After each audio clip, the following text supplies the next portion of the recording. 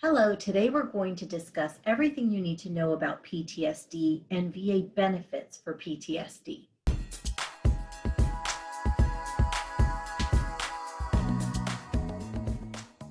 Hello and welcome back. I'm Natalia Joffrey, our company COO. As mentioned, today we're going to cover everything you need to know about PTSD.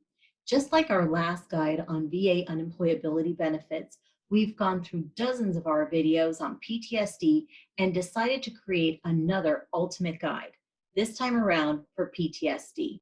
We've compiled our best clips for PTSD to create this ultimate PTSD guide.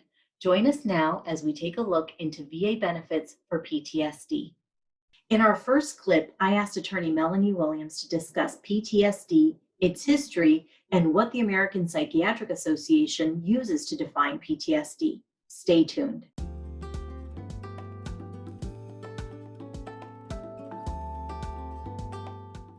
There's a lot of talk about PTSD. A lot of people think they know what it is, or how the VA is going to evaluate it.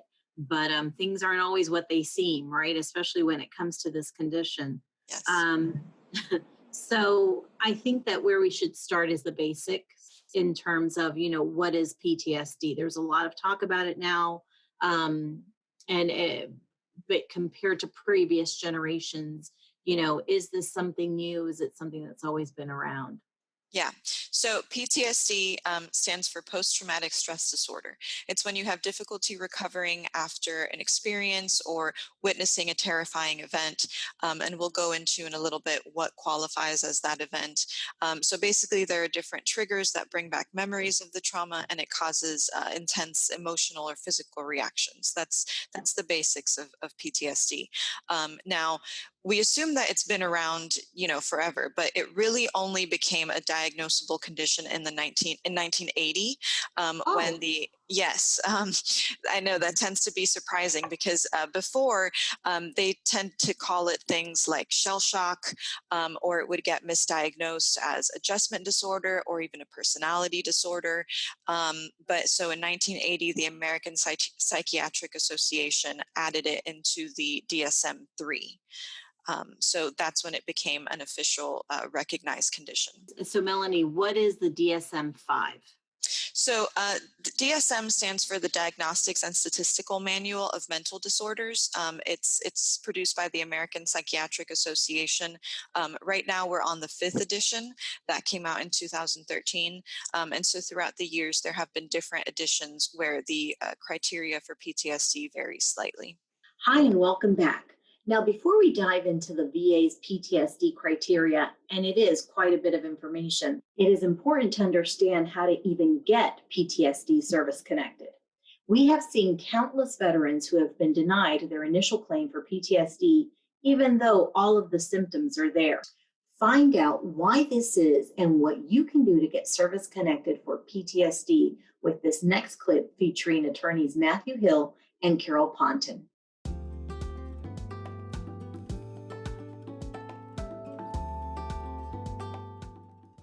Hello and welcome to the Hill Ponton video blog. I'm Matthew Hill. This is Hill Ponton. We'd like to talk to you today about service connecting PTSD. There's a lot that goes into the service connecting component for PTSD. We're not really going to touch on the rating, but we just want to focus on how you get the VA to recognize that your PTSD is related to your service. There are two different main ways to do this. You've got what's called direct service connection and then presumptive. With direct service connection, you have to show that something in service happened, that you have a current diagnosis of PTSD, and that incident in service, that stressor, caused your PTSD. For years, proving the stressor was the bane of Vietnam veterans' existence, frankly. They weren't able to show that their PTSD was related to service because they could never prove their stressor. The VA has taken that away now for military, what do they call it? Fear of hostile military action or activity. That helps all veterans who are in a war zone.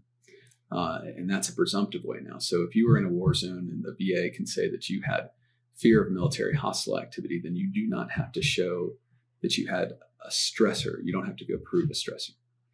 Now, going back to direct service connection, what does it mean to prove a stressor? To prove a stressor, you have to have independent evidence of your own word. So if you were hit by a car accident, if you have a police report showing that you were in the accident, that would be independent verification. If you got into a fight and you have a friend fill out a buddy statement that you were in the fight and it occurred and you got hurt, that would be verification. So that's how you show direct service connection. Back to the presumptive, this has made combat veterans' lives a lot easier, and that they don't have to go out and find a buddy, find an after-action report, what happened to them while they were in a battle. Now what they just have to do is show that their PTSD, their mental illness is related to that battle, is related to what happened in service. But of course, there are roadblocks on all of these. We are dealing with the VA. Exactly. One of the roadblocks I see is, again, I spoke to this, proving your stressor. The car accident, if it was 30 years ago, it might be hard to find a police report. The people that you were with, you might not longer know, or they might now be deceased. Those can all be problems in showing direct service connection. The theme or the reoccurrence I keep seeing on veterans who are in a war zone where they have the presumption that a stressor happened again and again, I see where veterans are either don't meet the criteria for PTSD or diagnosed According to the else. VA. Yes. Exactly. The VA has a list of 7 things that you have to show, and there's 7 different criteria. If you meet all except one, you don't have PTSD according to them. And one of the problems is when the veteran goes in to have his compensation and pension exam, a lot of times you're talking about the thing that may be bothering you the most right now. And you may forget that you get angry without any reason. You may forget that you are hypervigilant. You may not even think to tell the person, I get up and check the locks. When I go someplace, I have to sit with my back to the door. You may forget, I can't be around people. I don't have any emotional attachment. I don't have nightmares. There's so many things that each of these criteria address that you have to name one in each criteria in order to meet their diagnosis. And you're not told what the criteria is. And, No. and a lot of times it's even more deceiving than that, because most of the veterans we work with treat for their health care at the VA. And so we see veterans who are diagnosed by their own VA doctors with PTSD. And then for a compensation and pension exam, they go in and their doctor says, no, you don't have PTSD. And by their doctor, I mean the VA benefits section. The examiner. And this would be despite the fact that the veteran has complained of each one of these criteria to his own VA doctor. And so that is a big problem we're seeing, that the veteran's not meeting all the criteria. And the VA benefits section always takes the word of the compensation doctor and not the VA treating doctor. Right. So when you go to an exam for your PTSD, you have to realize you need to talk about everything that's going on. You have to assume that the doctor you're seeing is not going to give any weight to your treating doctors. Or I just had a case where the veteran was denied service connection for PTSD, and he was in a VA clinic, inpatient hospital for PTSD for 30 days. But the VA would not recognize that. The other thing we see on that is the VA misdiagnosing the veteran. Yes. Or saying, no, you don't have PTSD, you have alcohol abuse, or you're feigning your symptoms. They like to use these tests that say, oh, the veteran is overreacting. He couldn't have had this bad of an experience. It's almost a slap in the face of the veterans. It is a slap in the face. And it's a big problem, because the VA says, well, you're now a malingerer. And that's what they're labeled with. And if the veteran didn't have enough problems already dealing with the disability that the government gave them, now they're called a liar on top of it. It's very infuriating. But you need to know that we can get beyond this, that we see these cases all the time, and don't leave it where it is. Please file an appeal. Please pursue this, because you're entitled to these benefits. And, if you keep appealing, if you get the evidence in the right way, you're going to win, and you should win. And that's a great point that Carol makes. Unfortunately, the way the system is set up, it's always easier for the VA to deny than to grant you benefits. Yes. One person can always deny you the benefits. To grant you benefits, sometimes it can take 2-3 people to actually all sign off on your benefits. So As Carol says, keep appealing. Don't just sit on the denial and think the government's right.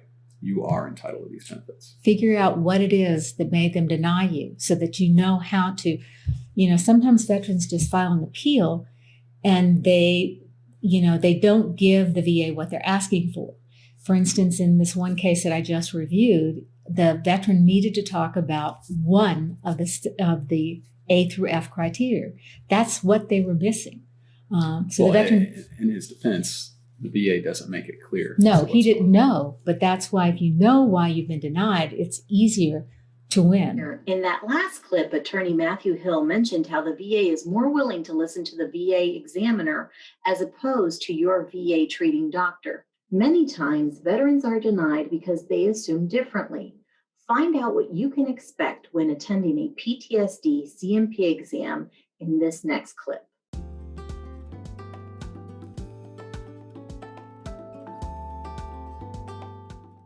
Rachel, would you like to tell them a little bit more about what to expect during the exam? Absolutely. When you attend your examination, you'll meet with the examiner.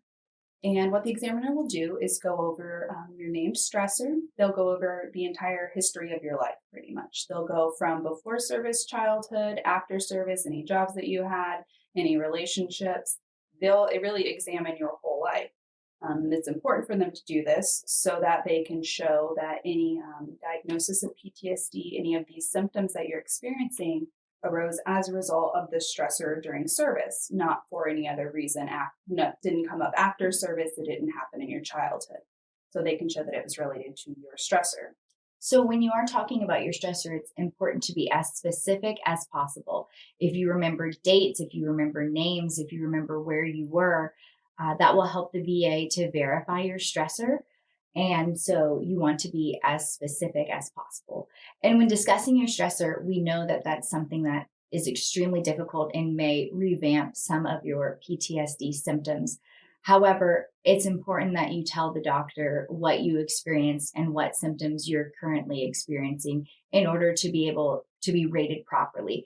Because if you are found to be service-connected for PTSD, they use this examination and the results of this examination to give you the proper rating, whether it be 10%, 30, 50, 70, or 100%.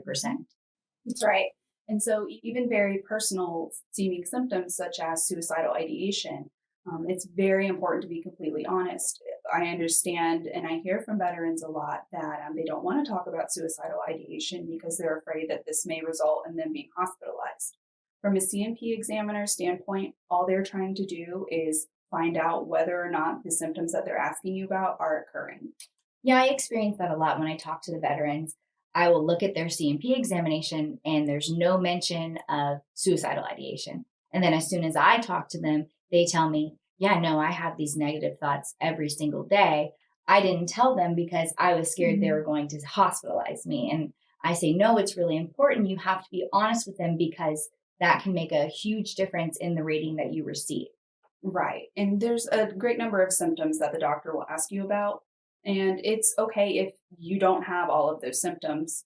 It's just a collection of symptoms that the VA recognizes can occur in individuals with PTSD. Not everybody may have the same showing of PTSD. It doesn't mean that you don't actually have that condition. Every person experiences it differently.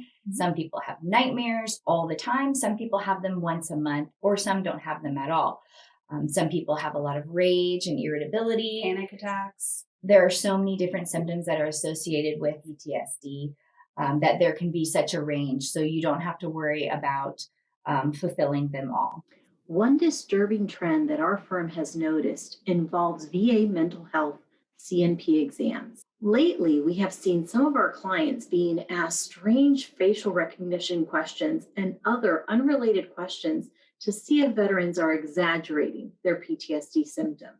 In this next clip, attorneys Matthew Hill and Hill Ponton discuss this trend in detail and what you can do to avoid complications with your VA disability claim for PTSD or any other mental health claim.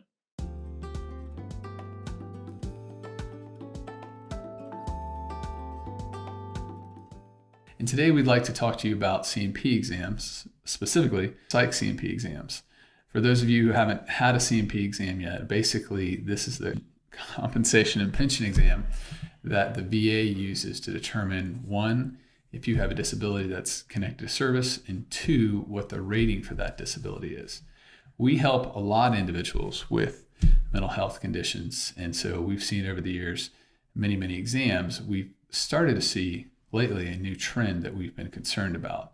And that's the trend of doctors in these C&P exams using facial recognition testing. Carol, can you tell us more about that? Well, the problem is they're trying to discredit the veterans.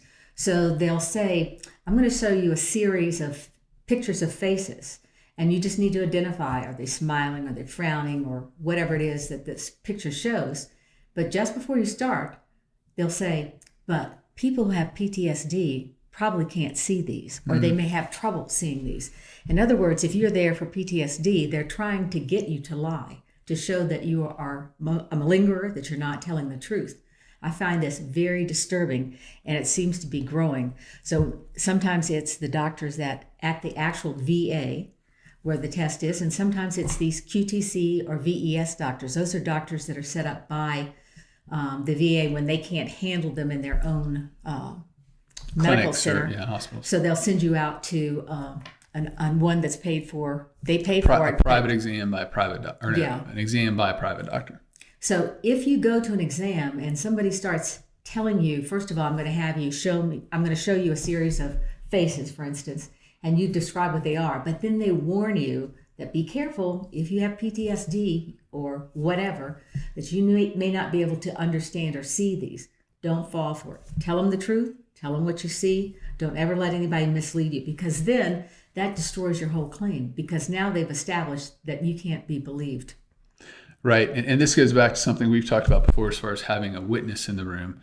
A lot of times during these exams, they will not allow a witness. And there's a reason. But even if they don't, this is something that you could go out and report to that witness right away and say, he made me do this and it was strange.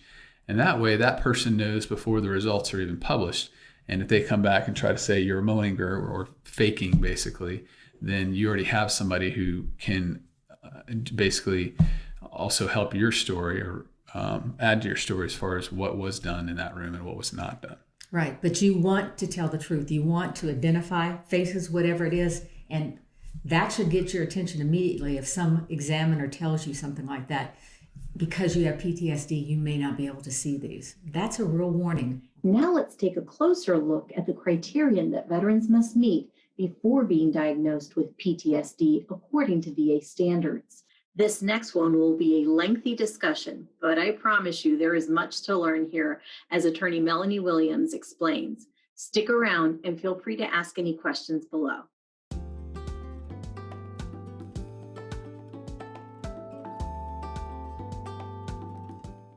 Okay, and how do they detail in the DSM-V what PTSD is?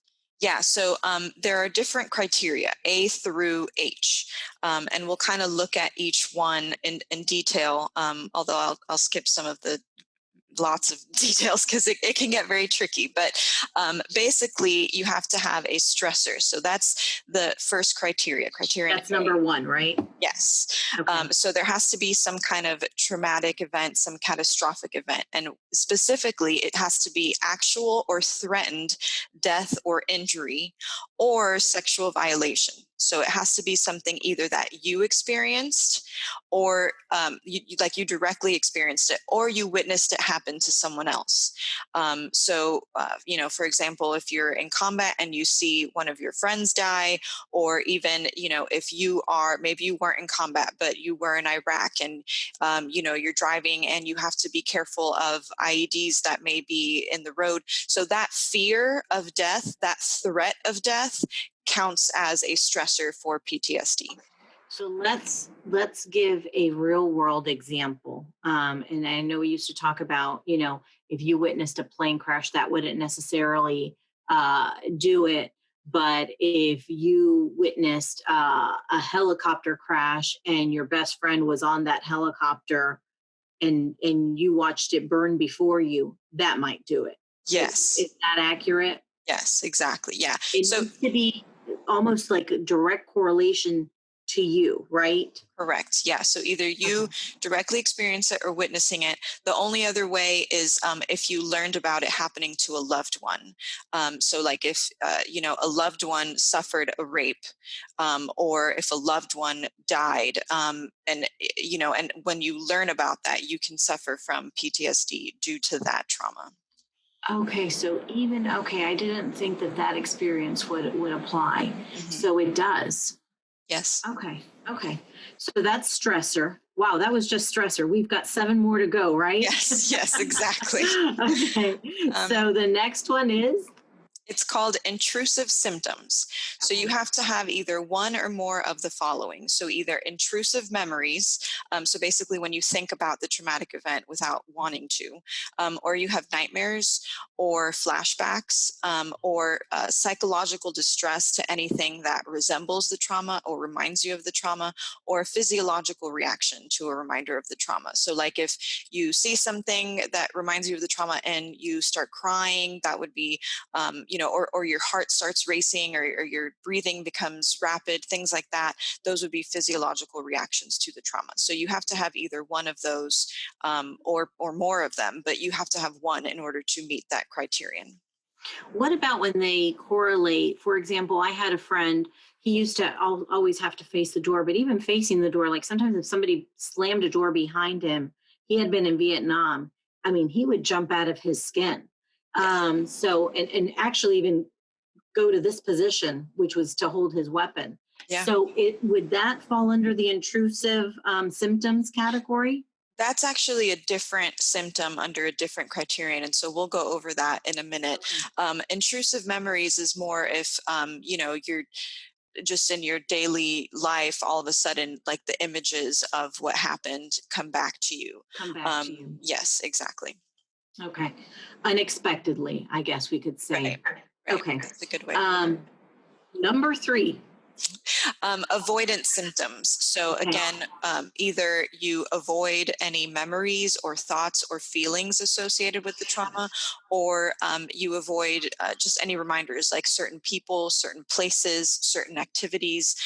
So you try to stay away from anything that could remind you of the trauma. Okay. Number 4. So it's called negative alterations in cognition and mood. So basically it just means either you can't remember a certain part of the trauma, or if you have persistent, exaggerated negative beliefs about yourself or the world. So for example, a lot of times veterans feel like they can't trust anybody. No one can be trusted. The world is a bad place. Extreme negative beliefs that would qualify under this criterion. Also distorted cognitions about yourself or the event. So like if you blame yourself for the event, or if you find yourself in a persistent negative emotional state. So if you're constantly angry, constantly sad, you can't shake those feelings. Also diminished interest or participation in activities. So you no longer do the things that you used to enjoy. Or if you have feelings of detachment or the inability to experience positive emotions. So all of a sudden you find that you no longer love your loved ones, you no longer can be happy, you no longer want to be around the people that you care about. Any 2 of those symptoms that I mentioned falls under this criterion so that you can meet the diagnosis. I've heard a lot of veterans talk about that, the lack of contentment. It's like they're home by themselves. They feel sad. They feel lonely. They could be at a family reunion with 100 people around them, and yet they don't want to talk to them. They don't want them to talk to them. Right. Not only do they not want to talk to them, they don't want to be talked to. Right. And they feel as sad and lonely surrounded by a group of people than if they're by themselves. Mm-hmm. So that's the kind of thing that we're talking about there with that. Yes. Yeah. I mean, I've even heard veterans say that all of a sudden they feel like they don't have love for their child or their spouse. It's just almost like a disconnect of feelings. All of a sudden you no longer have these positive feelings.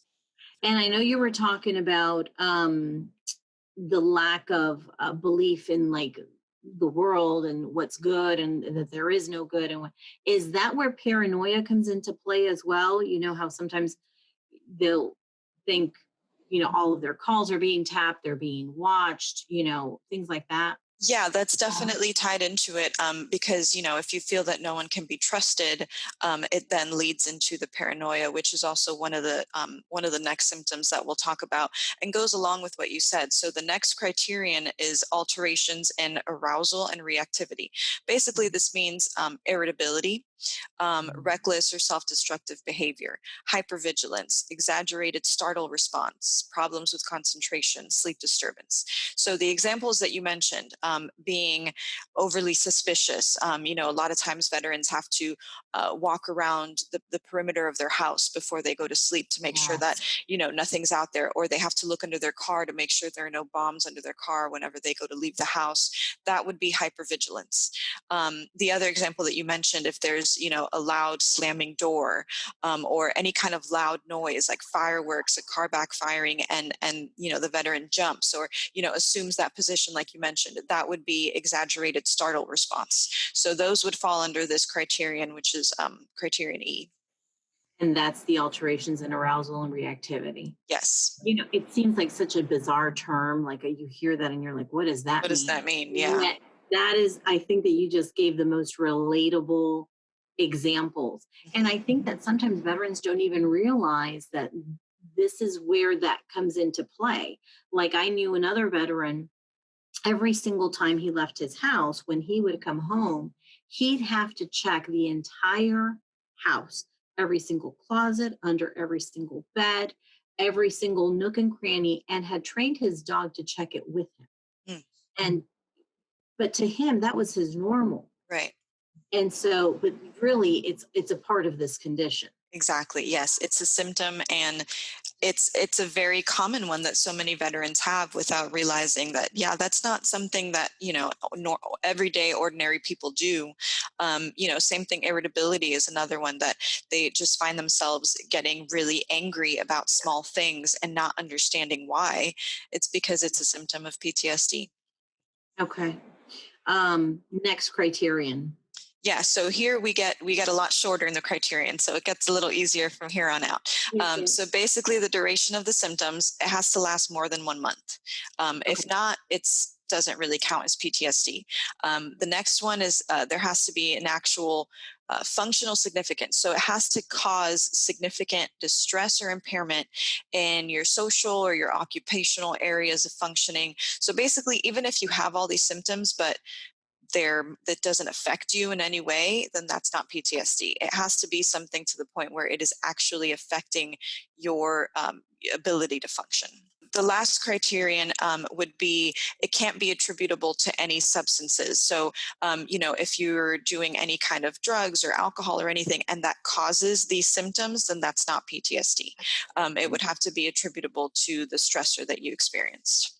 And that's got to be a slippery slope, because you and I both know that a lot of veterans, unfortunately, at some point, sometimes self-medicate because of these symptoms, because they want to forget, because they're up all night with nightmares, because they're tired of feeling sad, so they want something to bring them up, or they're so.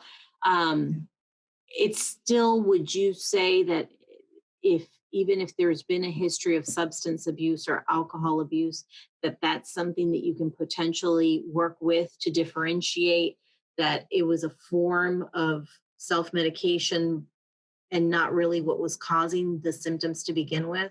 Yeah, so usually the symptoms come before the self-medication. And so, the set of symptoms is going to be attributable to what you went through, not necessarily the substance abuse. And let's say you were using alcohol or drugs before this event happened. A lot of times there's an uptick or an increase in how often you're using or how much you're using because of this event. So that would be the difference.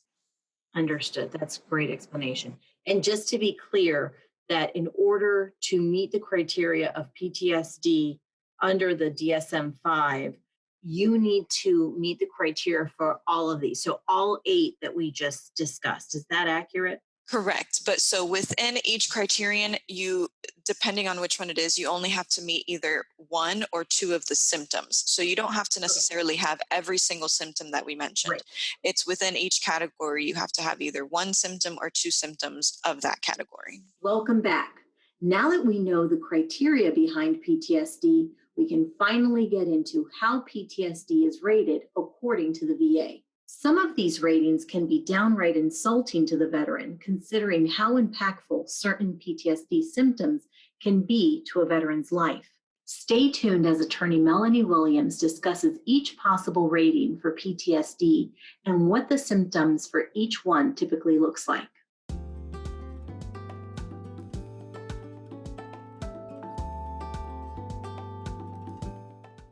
Okay. Are there any other exceptions or additions or anything like that? Because I know that with you all, it's always, but wait, there's more. There's always some exception or some, exclusion or addition. Yeah, so not necessarily. I mean, the only thing to know is that there are two specifications of PTSD. So there's something called dissociative specification, and the other is delayed specification. So basically, people who respond to trauma-related stimuli, when it tends to be more focused on the dissociative symptoms. So like flashbacks are dissociative symptoms. So we know that that is a symptom of PTSD, but sometimes it's more focused on those specific types of symptoms. The other thing that you need to know is delayed onset of PTSD or delayed specification. So basically when symptoms are developed not until at least 6 months after the trauma happened.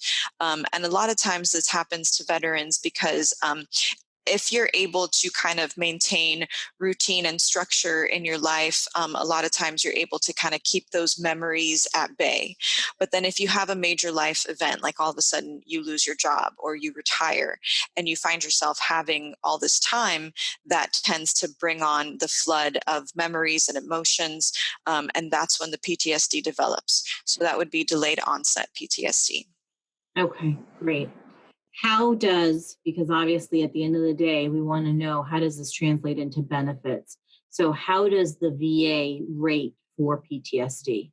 Yes, so there are specific ratings. You can only either get 0%, 30%, 50, 70, or 100. And each one is going to depend on the severity of your symptoms and how it affects your daily life and your ability to function. So a 0% is if it doesn't interfere with your work or school or family life or anything. 30% is if you have mild or transient symptoms. So basically if the symptoms kind of come and go, it only happens sometimes when you're significantly stressed, or if it's controlled by medication. 50% is when it causes reduced reliability and productivity. Usually that's specifically at work. 70% is when it causes deficiencies in your daily life. So again, whether it's school, work, family life, there are significant difficulties, significant impairment in your ability to function. And of course, 100% is total and complete occupational and social impairment. Yeah. I would like to just mention, and I'm sure you'll concur, that what we often see is that they're initially given a very low rating, and then we have to fight to get more. The VA, unfortunately, in evaluating these claims can be very dismissive sometimes. Yes. And make light of, well, this only happens occasionally, and throw a 30 or a 50% at the veteran. And in reality, this is something that they're having to deal with in many cases, not always, but in many cases on a daily basis. Exactly. Yes. Do you find that often? Yes. So what we usually tell veterans is when you go to a C&P exam, don't minimize your symptoms. Talk to your loved ones and people around you who can tell you or even provide buddy statements like we've talked about before, who can tell you things that they notice that may not be normal that you think are, just part of life. And they tell you, hey, not everybody, looks under their car to check if there's a bomb or, things like that. So talking to your loved ones, maybe even having your spouse come into the C&P exam with you if they allow that, because a lot of times other people around you can speak to your symptoms better. But again, the important thing is don't minimize, talk about everything, and even using resources like this, like our video, and understanding the different symptoms of PTSD and what it is, so that oh, hey, this random thing that I think has nothing to do with anything actually is a symptom. So let me make sure to talk about that and give examples. Yeah. one of the biggest things, and I think that what I want to urge people to do or to know is that just because the VA awards you a certain rating doesn't mean that that is accurate. Absolutely. I meet so many veterans that have been getting 30% for 20 years, and yet they're unable to work. They need a lot of help at home. They're reclusive. They have issues whenever they do go out, whether it be, chasing someone 3 miles on the highway just to tell them off because they cut them off, Yeah. things like that. And they don't Absolutely. realize that's not normal. And you should be getting a higher rating if Right. that's the situation that you're in. Yeah, if you find yourself constantly getting fired or having to quit because you can't get along with your coworkers or your supervisors, that usually means that you can't work because of your condition, because of your PTSD. So you'll want to make sure that you try to get a higher rating, but to get to 100%, it doesn't just have to be that rating. You could qualify for individual unemployability. Now, you may be wondering, if so many things can go wrong, then what can I do to ensure that I get the proper rating for my PTSD? In the past, we've covered PTSD and unemployability benefits. In this next clip, attorneys Matthew Hill and Carol Ponton discuss mental health ratings, including VA unemployability, and how the regional office and the BVA handle these claims.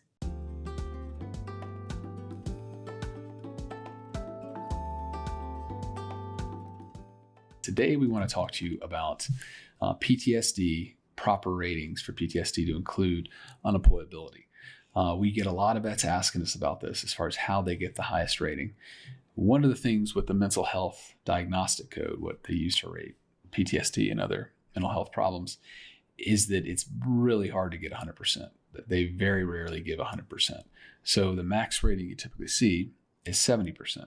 So we'll start there and go down, but what do you see? What does a veteran need to get unemployability from there? Well, first of all, you have to realize there is the regional office and the rules that they follow. And then there's the Board of Veterans Appeals above them in the court, which is the law. And that's what we think the regional office should be following. And that's also when we go to the Board of Veterans Appeals or up, that's what they follow. And she's talking about the statutes that are passed by Congress, but then also the case law passed by the Court of Appeals for Veterans Claim. Once you get to the BVA, the Board of Veterans Appeals, you're dealing with a judge, somebody who's trained in the law, somebody who listens to the law. But at the regional offices, they work off of a manual, which in our opinion, doesn't quite follow how the law should be. For instance, the law says that if you have a 70% rating for PTSD and they know you're not working, they should automatically consider you for unemployability. Regional office doesn't do that. If you haven't filed the claim, if you haven't asked them to do that, they're not going to do it. So a lot of people have been sitting there with 70, 80%, 90% rating for years because they didn't file the claim. And yet they can't work. And the VA knows it. So it's really important that if you feel you can't work, whether you have a 50% or a 70% or a 30%, file an unemployability claim. That's the form VA 21-8940. All it asks is why you can't work, name and address, and where you worked, and how long ago that was. Right. And just to put this in perspective, we're talking about the difference between, I think, $1,300 for 70% and just about $3,000 for 100%. So it's significant. Yeah, 70% rating does not equal 70% of 100% compensation. Exactly. If that makes more sense. So it's really important to file that form. It's also important when you are at 70% to let the VA know symptoms that would affect your ability to work. And what I mean by that, with PTSD in particular, you find that the individuals, they do not like being around other people. They get angry easily. And the biggest one I see is they can't put up with bosses who are idiots. You know, they can't just fall in line and keep their mouth shut when they're hearing something they think is ridiculous. And, you know, maybe they can for a day, for a week or a month, but pretty soon they just let that person have it and let them know what they really think. That doesn't do too well when you're trying to stay in the workforce. Right. So again, we'd say file that claim for unemployability if that's what's keeping you working. Let them know what parts or how the PTSD in particular is affecting you at work, meaning how is it interfering with your ability to work with others or just to do your job. And maybe people who worked with you will do a letter for you and say, this person is a really nice person, but I found that they didn't trust other people. They didn't want to be around them. And they became angry when other people would make mistakes. They wouldn't put up with the boss when their boss seemed to be asking you to do something stupid. It can really help you to have letters in of your boss. Maybe your boss didn't really want to let you go, but they had to. Mm-hmm. If they'll do letters for you, put those in the file. That could help you enormously. So far, we've covered the PTSD criteria, C&P exams, and more. But what about lay evidence for your PTSD claim? In this next clip, our law firm's founders, attorneys Brian Hill and Carol Ponton, discuss the importance of buddy statements and how effective they can be for mental health claims.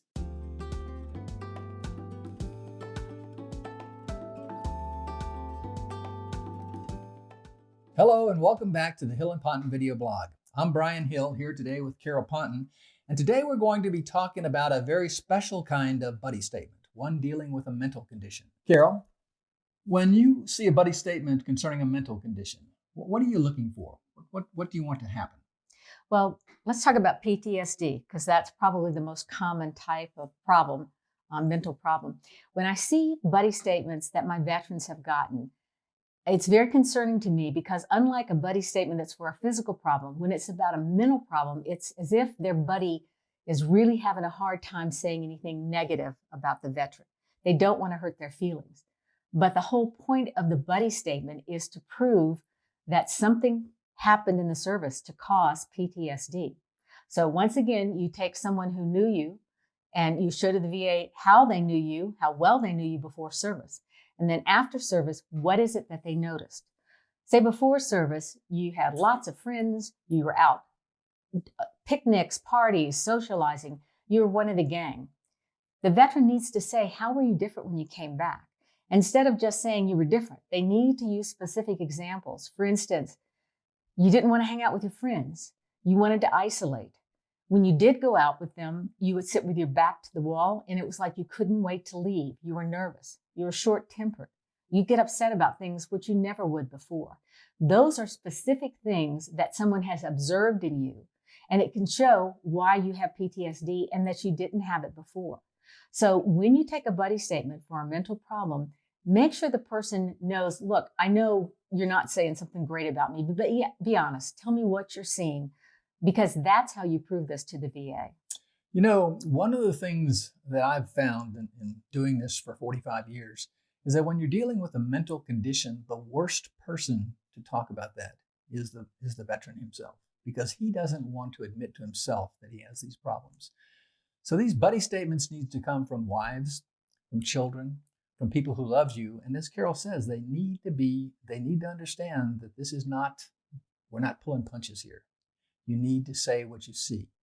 So work on these things because they can be very, very powerful. Very powerful. Lastly, we want to clarify one major question we get asked often regarding mental health conditions. You may have heard they are rated according to the same criteria. So what does this mean if you have two mental health conditions that you would like to receive VA benefits for? In this next clip, our attorneys discuss how the VA handles multiple mental health claims for the same veteran.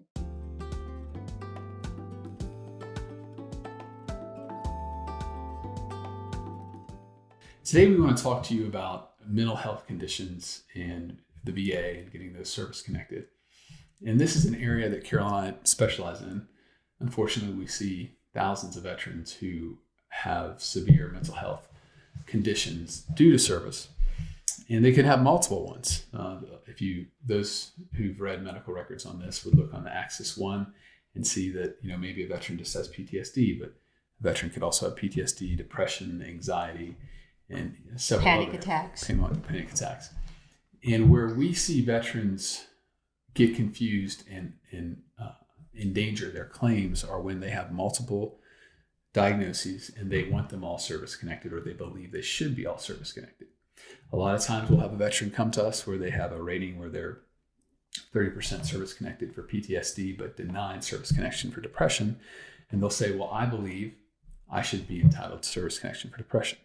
What do you typically say to that, Carol? Well, the thing is, you could only be paid for one. Whichever is the worst is all you're going to be paid for. So, meaning one mental health condition. One mental health. So if you they're all graded on the exact same criteria. So the VA won't give you two. Right. So if you're service connected for PTSD and for depression, one at 40 and one at 50, you're only going to get the 50. You're not going to get the 40 and the 50 combined. So you ought to think about which is the worst and go for that one. Talk about that claim instead of trying to get both of them, because that's almost like it's going to cut you in half. You don't want to do that. So what happens with, say you have PTSD, that's related to something that happened in the service, but you may have depression that didn't happen in the service, but it's come on because you have a service-connected back problem that causes you so much pain and anxiety, and you can't do the things that you wanted to do.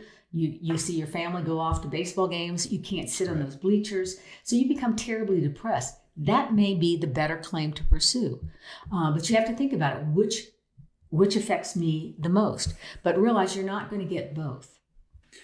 One thing I look at is I see, we don't see cases the way that the VA wrote the law and the way veterans attorneys are allowed to come in and get into a contract with the veteran is that we see cases that have been adjudicated, meaning cases that already have a decision, cases where the veteran has already entered their claim. And so a lot of times I'll get a decision where the veteran is, trying to get, again, service-connected depression, and they get denied, but they're 30% for the PTSD. My thought is, once they're service-connected for a mental health condition, I don't care what it's called. I don't care what the breakup should be. I care about getting the veteran accurately rated and accurately paid. Exactly. Because I kind of think that what happens is they get you on a goose chase. Wild goose chase to go look over here on, hey, I want to get this service connected, when in reality, the whole premise of the VA rating system is just to get you the most compensation that you deserve. And so if you're already service connected for one mental health disability, and that one mental health disability, even if it's not your worst one, well, the VA has to prove that the symptoms you have are not related to that service connected disability. So I try to go with the veteran and say, let's see how much your max rate could be on this. Because that also preserves what's called the effective date, meaning how far back that claim can go. Because if you've been fighting for a year, you come to us where you realize, hey, I want to, I'm fighting for service connection for depression, and I've already been service connected for PTSD. And then a year later, you file that PTSD increased rating claim. Well, you've just lost a whole year of benefits you could have been getting on a higher rating. And say you have PTSD, you also probably have depression, panic attacks, anxiety. So all of these other things are part of the PTSD Symptoms already. Right. So if you are only filing for one, it's going to be a little harder for them to say, oh yeah, that goes with the depression over here that we didn't service connect. So I'm with Matt. Once you've gotten service connected for one mental problem, you should try to show how bad that problem is. I usually see it the other way. I see where someone has gotten depression for their back or for the pain that they're dealing with, and they want service connection for PTSD. But maybe the problem with PTSD is we can't prove the stressor. Mm-hmm. We can't prove what happened. Don't spend your time being really upset about that, because we can work with the depression and get that up so that you're getting the highest rating for that.